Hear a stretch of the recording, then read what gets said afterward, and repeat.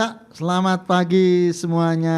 Pagi adik-adik, apa kabar semuanya? Ya, pasti kabarnya pasti baik ya Kak ya. Ya, puji Tuhan, saya yakin pasti adik-adik baik semua dan teman-teman kita pemain band pun pasti juga semua baik semua. Iya. Dengan Ada siapa aja? Ada Kak Sipora, Kak Nevin, Kak Hardi, dan Kak Anton. Nah, Iya. dan kita formasi lengkap dengan band. Formasi lengkap. Yuk kita akan langsung memulai ya Kak ya. Iya, kita akan mulai pujian kita. Kurasakan kasih-Mu Tuhan. Kurasakan kasih-Mu Tuhan.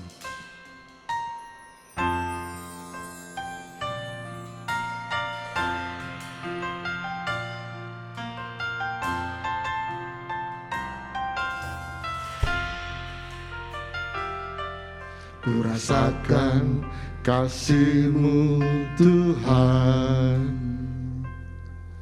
kurasakan kuasa-Mu Tuhan, kurasakan kasih kuasa Roh Kudus, kurasakan kehadiran-Mu, kurasakan kasih-Mu Tuhan, kurasakan kuasa-Mu Tuhan, kurasakan kasih kuasa Roh Kudus, kurasakan kehadiran-Mu. Curahkanlah kuasa-Mu Tuhan, mujizat terjadi di tempat ini. Curahkanlah kuasa-Mu Tuhan, mujizat terjadi sekarang ini.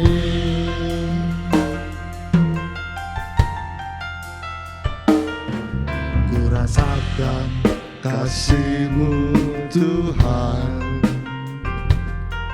kurasakan kuasa-Mu Tuhan,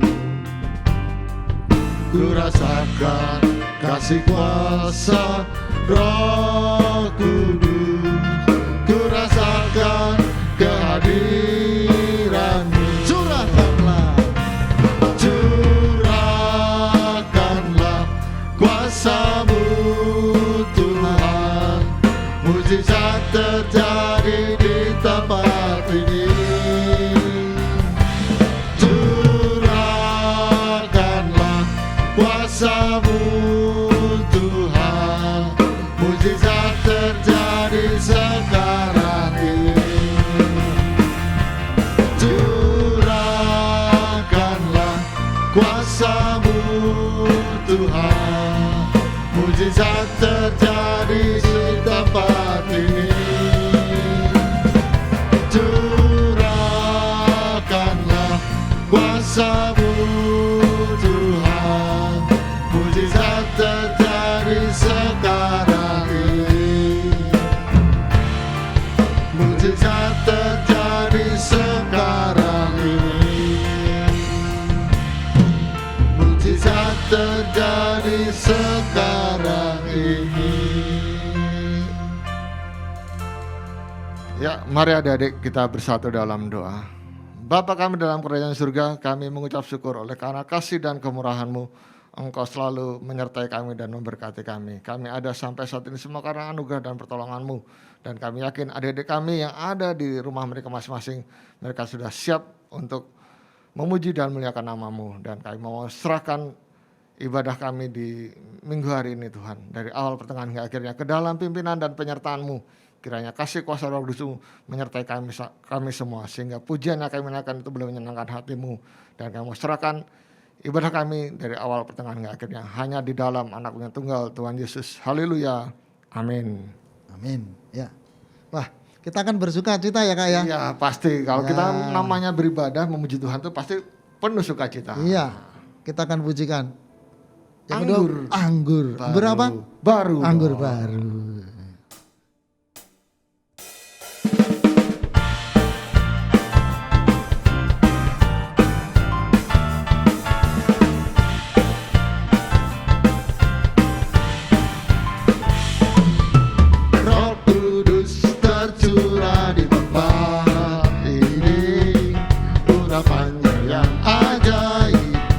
memulihkan umatnya.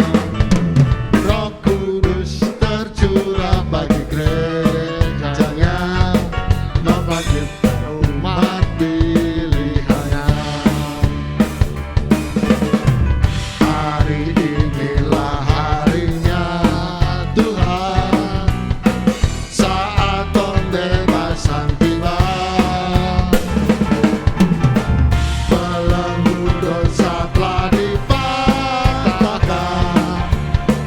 mari bersorak bagi Dia. Hey! Anggur baru tercurah, penuhi umatnya dengan sukacita. Minyak baru tercurah, urapi umatnya, nyata kuasanya.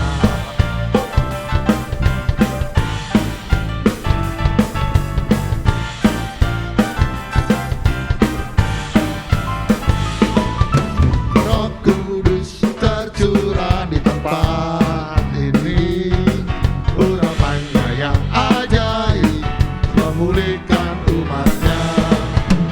Roh Kudus tercurah bagi gerejanya, membangkitkan umat pilihannya.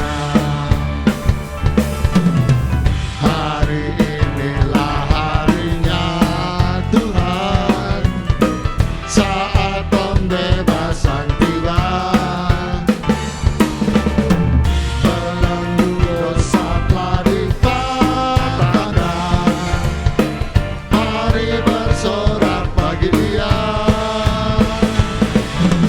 Anggur baru tercurah, penuhi umatnya dengan sukacita.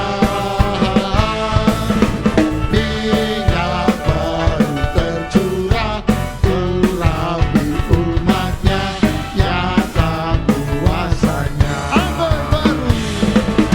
Anggur baru tercurah, penuhi umatnya dengan sukacita.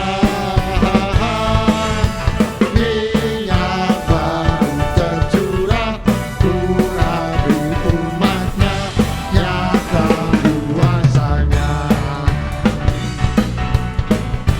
Nyata kuasanya. Sekali lagi. Nyata kuasanya.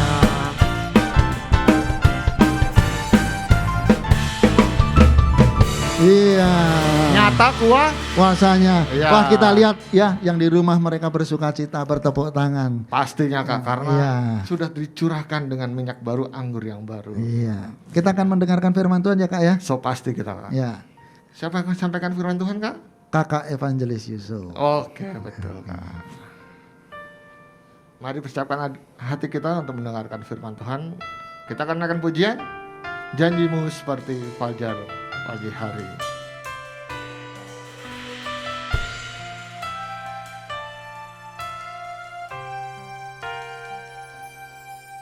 Ketika ku hadapi kehidupan ini, jalan mana yang harus ku pilih? Ku tahu ku tak mampu, ku tahu ku tak sanggup. Hanya Kau Tuhan tempat jawabanku. Aku pun tahu ku tak pernah sendiri, sebab Engkau Allah yang menggendongku.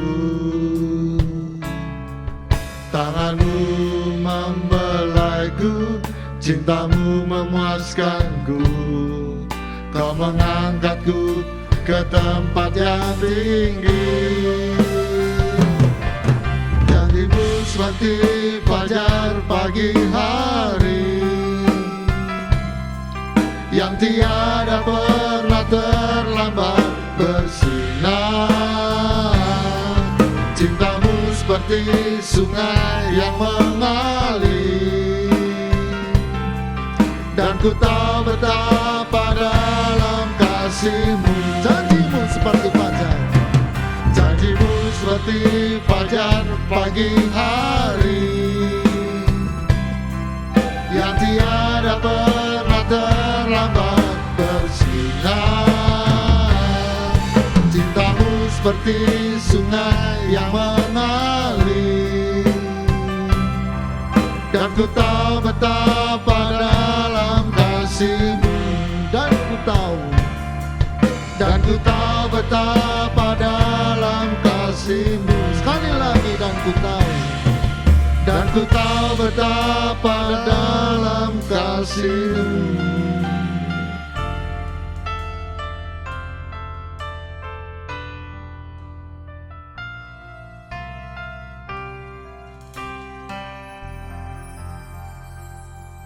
Bapa di sorga, kalau kami semua telah memuji dan memuliakan nama Tuhan di saat terindah di mana kami bersama semua akan mendengarkan kebenaran-Mu ya Tuhan, yaitu firman Tuhan.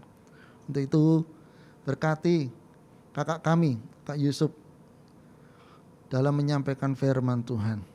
Firman yang disampaikan menjadi berkat bagi kami, sehingga kami menjadi anak-anak Tuhan yang taat dan seturut dengan kehendak firman-Mu. Kami serahkan ke dalam tangan-Mu Bapa.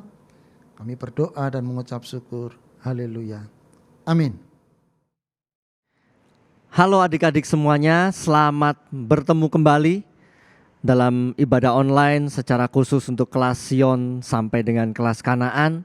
Dan kita bersyukur kalau hari ini kita masih boleh bertemu, dan bahkan juga kalau adik-adik sekalian, besar harapan kakak rajin mengikuti acara doa 10 hari yang juga diadakan di kelas ini melalui acara online.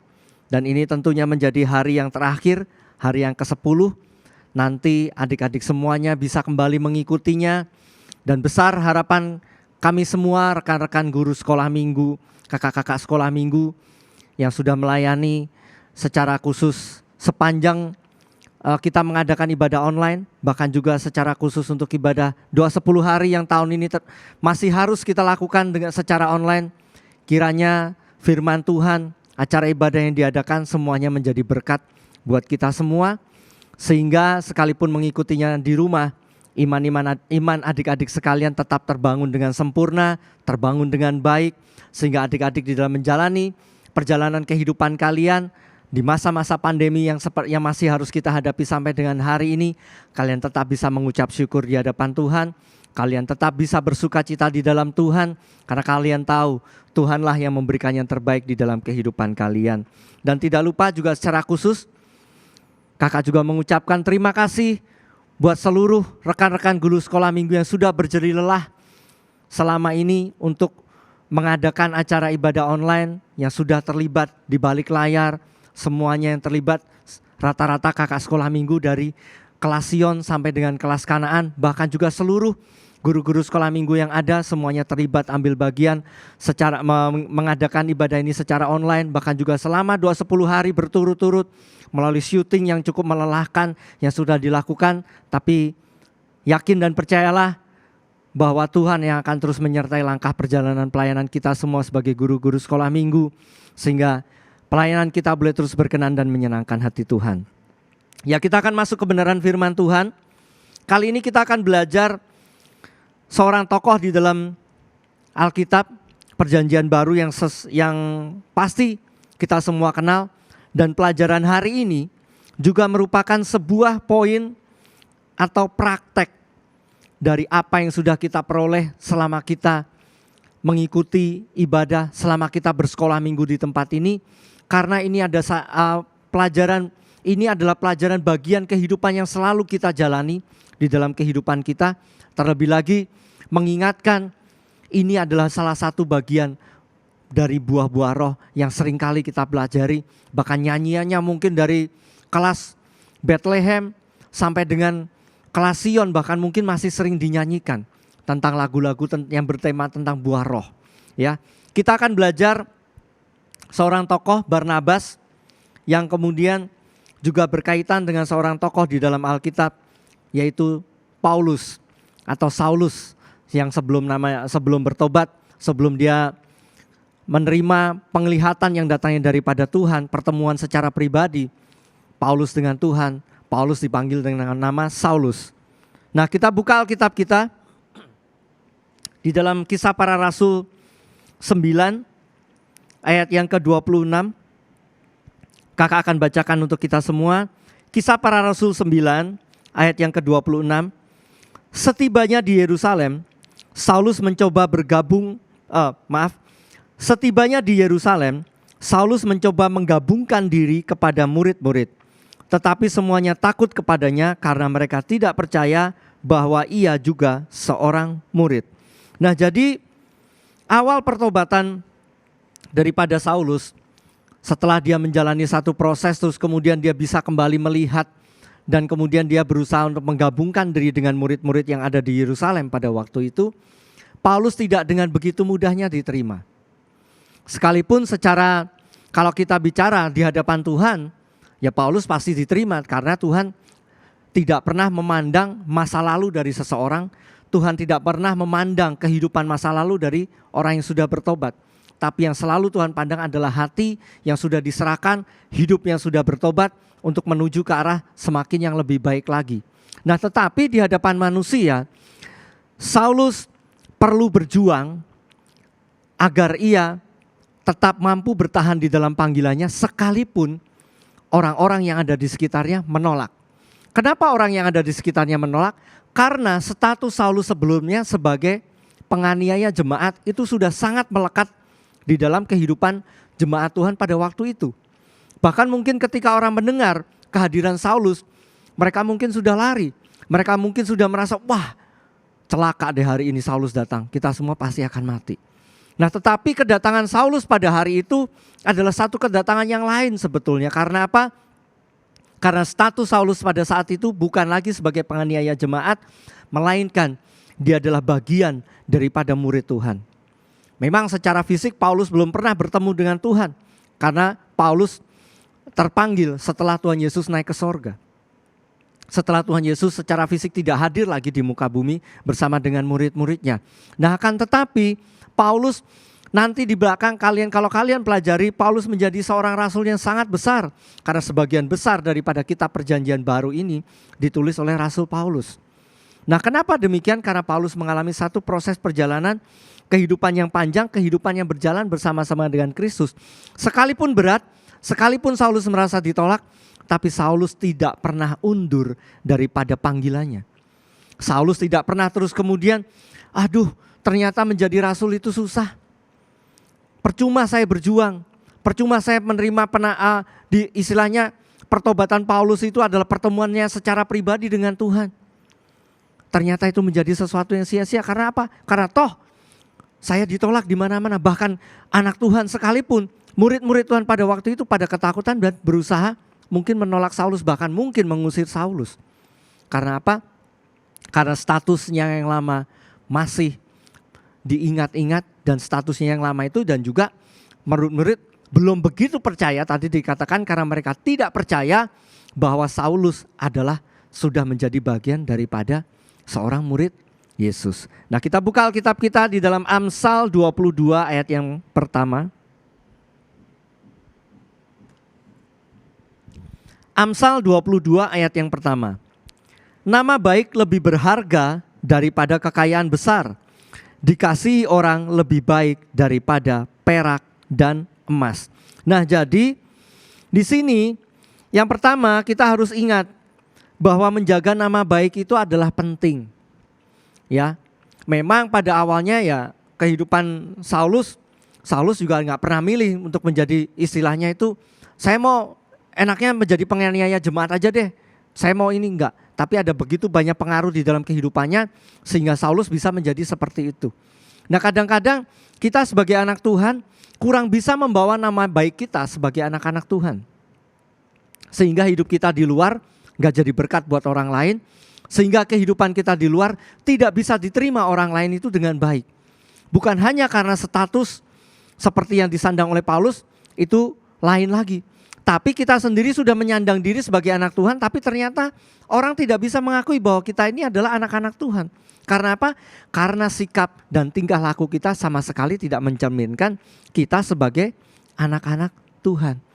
Nah, karena itu sebagai anak-anak Tuhan, kalian perlu menjaga sikap, kalian perlu menjaga kata-kata kalian, bahkan terlebih lagi kalian perlu menjaga apa yang ada di dunia maya yang seringkali kalian aktif di situ. Di medsos, media-media sosial itu menjadi satu ajang di mana seringkali kita mengeluarkan kata-kata kotor, kata-kata yang tidak mencerminkan kita sebagai anak Tuhan, tapi kita anggap sebagai sesuatu yang biasa. Karena apa? Karena kita mungkin berpikir, kan gak ada orang yang tahu. Tidak satu pun orang yang tahu. Yang tahu cuma followers kita. Dan follower saya gak ada kok anak-anak gereja. Follower saya gak ada kok kakak-kakak sekolah minggu. Semuanya teman-teman sekolah. Terus kemudian kita merasa nyaman. Tapi ingatlah bahwa teman-teman kalian pun tahu bahwa kalian adalah anak-anak Tuhan. Apalagi kalau mereka ngelihat kalian pada waktu sebelum pandemi ini ada, kalian rajin ke gereja, tiap kali diajak keluar, wah gak bisa, jam segitu gue lagi mau ke gereja, mau ibadah dan lain sebagainya. Nah, kita harus menjaga itu dengan sebaik-baiknya. Karena apa? Lebih berharga daripada kekayaan besar. Kita punya kekayaan, kita punya harta yang banyak, tapi ternyata kita tidak punya nama baik, sama saja. Nama baik jauh lebih berharga daripada itu. Bahkan juga dikasih orang lebih baik daripada emas dan perak. Ada orang yang menerima kita karena status sosial kita. Tapi terlebih lagi kita harus bisa membawa diri di mana kita bersuka cita karena orang menerima kita dengan ketulusan. Bukan karena kita di tangan kita banyak berlian, di tangan kita banyak cincin-cincin emas, kalung kita adalah emas. Semua yang melekat dalam tubuh kita itu adalah barang-barang branded, barang-barang yang punya merek, ya, dengan harga yang selangit, dengan harga yang sangat mahal. Terus kemudian kita merasa kita lebih dihargain orang. Betul, secara pandangan manusia memang kita lebih dihargai mungkin. Tapi penghargaan itu tentunya hanya karena melihat apa yang ada. Tapi ketika mereka tahu kita punya kebiasaan buruk, kita punya kebiasaan yang tidak baik, bisa saja mereka meninggalkan itu. Karena apa? Karena semuanya berdasarkan dengan apa yang dilihat secara fisik, bukan berdasarkan ketulusan. Nah, terus kemudian kita baca lagi, kita kembali lagi di dalam Kisah Para Rasul 9 ayat yang ke-27. Kisah Para Rasul 9 ayat yang ke-27. Tetapi Barnabas menerima dia dan membawanya kepada rasul-rasul dan menceritakan kepada mereka bagaimana Saulus melihat Tuhan di tengah jalan dan bahwa Tuhan berbicara dengan dia dan bagaimana keberaniannya mengajar di Damsyik dalam nama Yesus. Nah, muncullah ini tokoh yang akan kita pelajari hari ini, yaitu Barnabas. Barnabas menjadi orang pertama di tengah-tengah kalangan murid-murid yang ada di Yerusalem yang berani untuk merangkul Paulus, merangkul Saulus pada waktu itu, yang berani menerima, bahkan berani mengatakan di tengah membawa Saulus ini ke rasul-rasul dan menceritakan bahwa Saulus ini sudah bertobat. Dia mengalami perjumpaan secara pribadi dengan Tuhan, hidupnya diubahkan, bahkan dia sudah berani mengajar di Damsyik pakai dengan nama Yesus. Bukan lagi menjadi seorang penganiaya jemaat atau yang mengejar-ngejar jemaat lagi. Nah, Barnabas ini menjadi seorang istilahnya seperti penyelamat ataupun orang yang mampu merangkul Paulus, merangkul Saulus pada waktu itu. Nah, di dalam kehidupan kita pun tentu seringkali menyaksikan ataupun kita seringkali bertemu dengan teman-teman kita yang lagi down. Mungkin karena merasa dikucilkan di rumah, mungkin karena merasa minder, karena temannya yang lain punya gadget baru, handphone baru, terus kemudian pamer ini dan pamer itu, sedangkan dia nggak punya apa-apa, sedangkan dia punya hanya apa yang ada pada dirinya itu hal-hal yang sederhana. Terus kemudian mungkin dia sering dibully, dia sering dianggap remeh oleh teman-temannya. Nah, kita sebagai anak-anak Tuhan seharusnya tidak menjadi bagian daripada orang-orang yang sering merendahkan orang lain. Kita tidak menjadi bagian daripada orang-orang yang suka melecehkan orang lain. ataupun kita membuli orang lain. Ya, tapi kita sebagai anak-anak Tuhan harusnya kita bisa menjadi seperti Barnabas ini.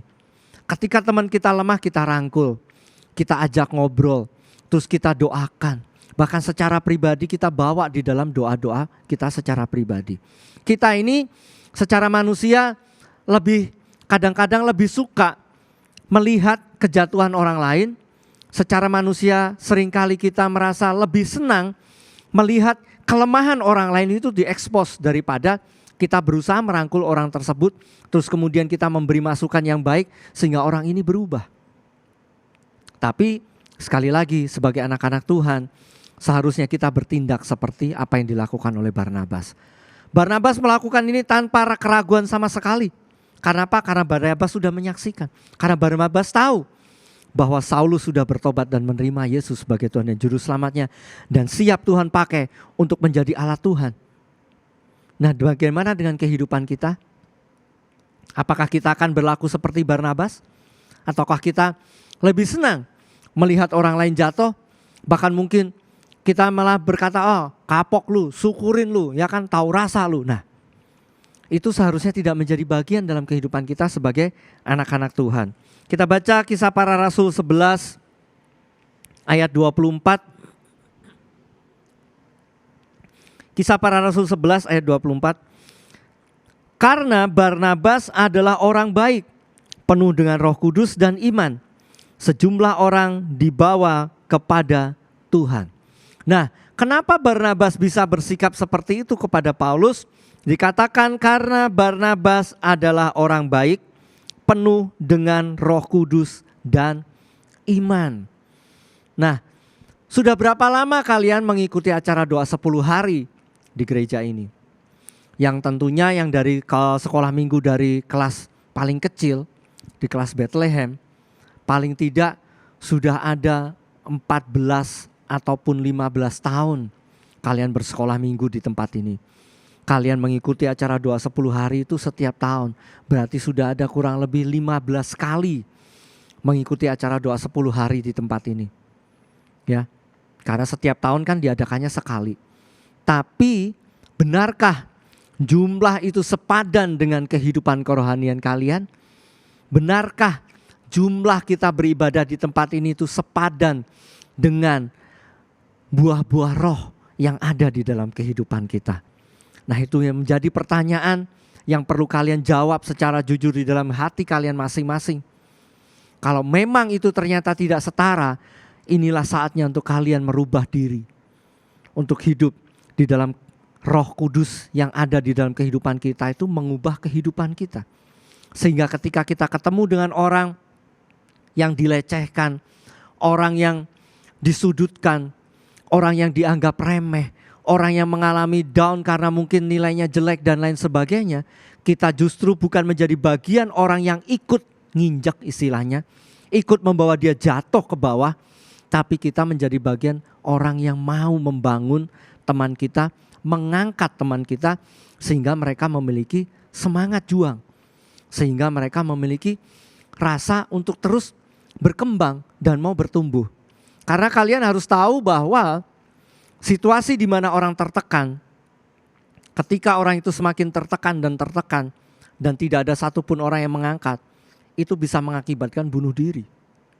Dan itu adalah satu hal yang sangat-sangat disayangkan apabila itu terjadi di dalam kehidupan seorang anak Tuhan. Nah, karena itu kalau kalian lihat saudaranya, cici, dedek, kakak, koko sedang lemah, dibantu, dikuatkan, didoain. Ya, yuk diajak ikut ibadah online. Mungkin orang tuanya di rumah juga merasa sudah malas ibadah karena mungkin situasi yang dihadapi. Orang tuanya juga merasa pusing mungkin dengan kehidupan perekonomian juga yang saat ini yang mungkin serba sulit. Sebagai anak-anak sekolah minggu, tidak salah kita mengingatkan, tapi juga dengan cara yang baik. Jangan terus kemudian, papi mami bertobat ya, kerajaan Allah sudah dekat. Nah, itu salah. Yang ada bisa kita malah dibenci, yang ada malah kita bisa jadi menimbulkan pertengkaran. Tapi ingatkan dengan yang baik, papi mami kenapa kok sekarang jarang ikut ibadah? Yuk ikut ibadah lagi biar kita menikmati kekuatan, biar kita terima kekuatan dan pertolongan yang datangnya daripada Tuhan. Sehingga hidup kita boleh terus dibangun dan menikmati berkat-berkat Tuhan. Nah itu sebagai anak Tuhan yang harus kita lakukan. Bukan justru kita berusaha untuk menyudutkan orang lain, kita berusaha untuk membawa orang lain itu justru jatuh ke dalam situasi yang lebih parah di dalam kehidupannya. Kita baca lagi sebagai bagian daripada ayat terakhir, Kisah Para Rasul 11 ayat 22 sampai dengan ayat 26. Kisah Para Rasul 11 ayat 22 sampai 26. Maka sampailah kabar tentang mereka itu kepada jemaat di Yerusalem. Lalu jemaat itu mengutus Barnabas ke Antiokhia. Setelah Barnabas datang dan melihat kasih karunia Allah, bersukacitalah ia. Ia menasihati mereka supaya mereka semua tetap setia kepada Tuhan. Karena Barnabas adalah orang yang baik, penuh dengan Roh Kudus dan iman. Sejumlah orang dibawa kepada Tuhan. Lalu pergilah Barnabas ke Tarsus untuk mencari Saulus. Dan setelah bertemu dengan dia, ia membawanya ke Antiokhia. Mereka tinggal bersama-sama dengan jemaat di ayat 26, mereka tinggal bersama-sama dengan jemaat itu 1 tahun lamanya sambil mengajar banyak orang. Di Antiokhia murid-murid itu untuk pertama kalinya disebut Kristen. Nah jadi persahabatan antara Paulus dan Barnabas. Paulus menjadi sahabat Barnabas. Barnabas mau menerima Saulus dengan apa adanya pada waktu itu. Itu semua karena apa? Karena ada kasih, karena ada Roh Kudus, karena ada iman di dalam kehidupannya. Nah sebagai anak-anak Tuhan, hal ini adalah satu hal yang sangat bagus buat kita semua. Untuk kita bisa terapkan di dalam kehidupan kita. Ya, ada banyak orang di sekitar kita yang membutuhkan semangat. Banyak orang yang ada di sekitar kita yang membutuhkan dibangun di dalam kepercayaan diri mereka. Mereka yang lemah, teman-teman kalian yang merasa lemah, merasa minder karena keberadaan fisiknya. Mungkin lahir dengan tidak sempurna dengan membawa cacat di dalam cacat secara fisik. Kita perlu bangun, jangan terus kemudian dibully, jangan terus kemudian disudutkan. Itu tidak baik. Karena apa? Apalagi anak tersebut sama-sama dengan kita adalah anak-anak Tuhan. Maka kita harus memberikan perlakuan yang baik, harus memberikan rasa kasih yang datangnya daripada Tuhan dengan tulus mengasihinya, dengan tulus mengangkat kehidupannya. Supaya apa? Supaya imannya pun terus dibangun di dalam Tuhan.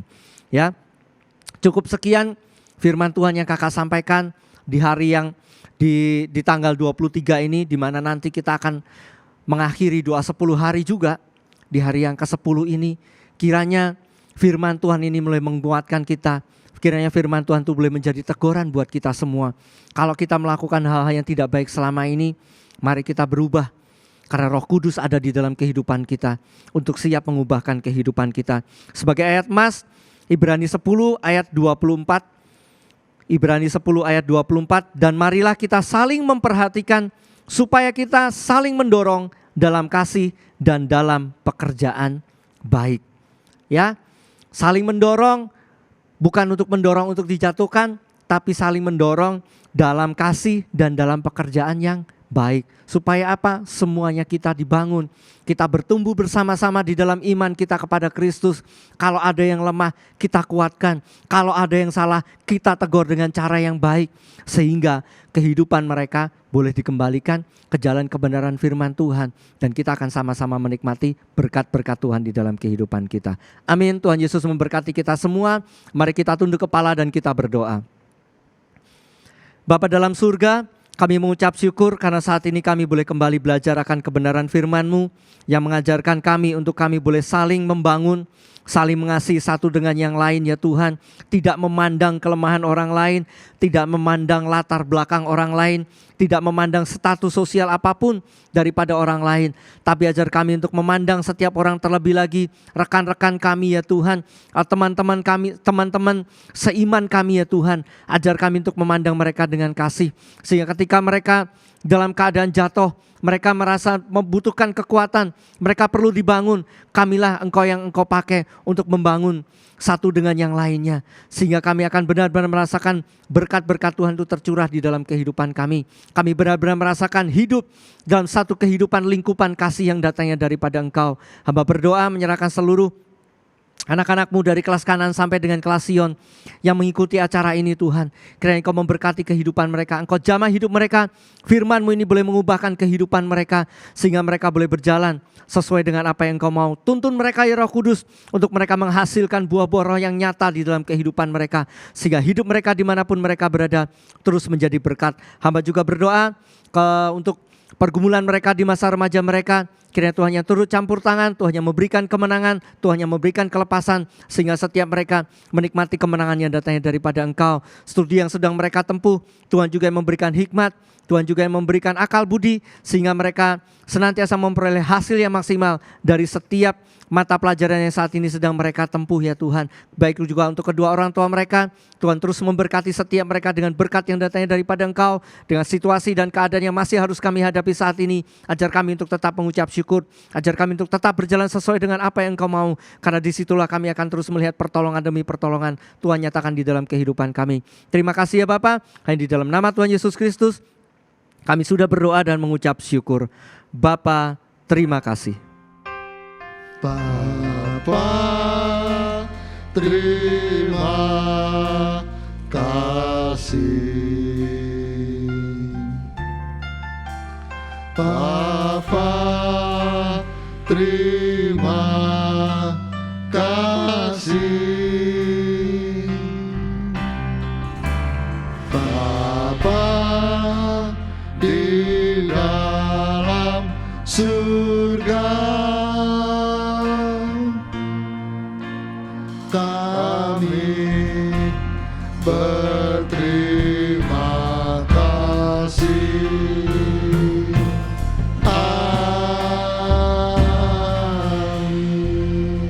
Amin. Sampai jumpa adik-adik. Ya Kak, habis mendengarkan firman Tuhan. Iya. Apa Kak? Kita harus saling Aktivitas Kak. Oh ya, Ya. Tadi firmannya apa Kak? kita harus saling memperhatikan. Memperhatikan sesama kita ya Kak ya. Di dalam Tanpa kasih memandang Tuhan. latar belakang. Iya. Bener ya Kak ya. Kali Sekarang ini, mau aktivitas ya Kak ya. ya, aktivitasnya kali ini tentang Aktivitas apa Kak? kita hari ini Kalian? ada beberapa pertanyaan Kak. Ada Hmm. 4. Ada 4. Nanti Kak Mada akan menyanyikan sedikit lirik lagu. Ya, Nah, nanti adik-adik jawab dari kitab mana, terus dari pasal berapa, ayat berapa. Kitab apa, pasal berapa, dan ayat berapa. ya, puji-pujian ini diambil dari kitab ya. Jadi adik-adik nanti tinggal sebutkan saja. Oke, sekarang kita mau coba dulu ya, satu lagu dulu. Biar adik-adik tahu nanti diambil dari kitab apa. Contohnya ya Kak Contohnya. ya? Contoh. Ya, contohnya ya. Contoh dulu.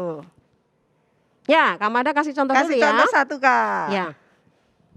Tuhan adalah gembalaku, takkan kekurangan aku.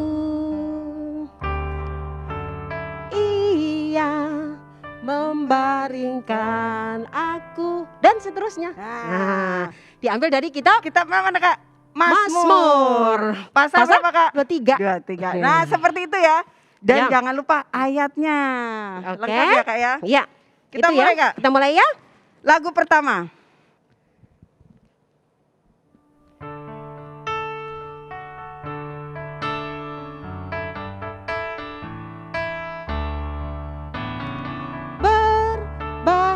Berbahagialah orang yang kesukaannya ialah Taurat Tuhan dan yang merenungkannya siang dan malam. Stop. Ya, Udah itu Kak. ya. Itu ya Kak ya. Ya. Terus Yang kedua. kedua Kak.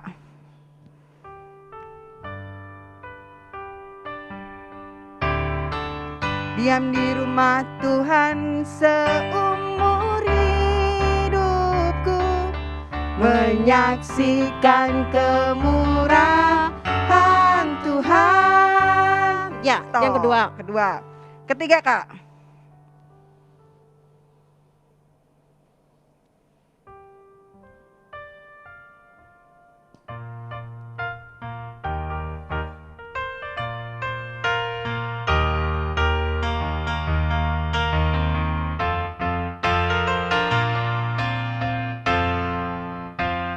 Aku melayangkan mataku ke gunung-gunung.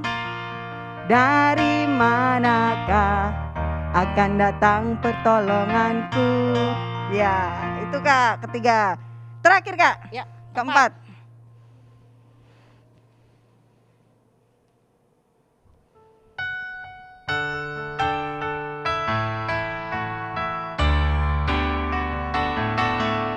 Tuhan menetapkan langkah-langkah orang yang hidupnya berkenan kepadanya.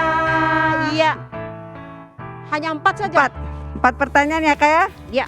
Dari kitab mana? Pasal dan ayat. Di mana Oke. Kak? Description box. Iya. Dah ya Sip. Kak ya? Kita Mantap. tunggu jawabannya ya Kak ya.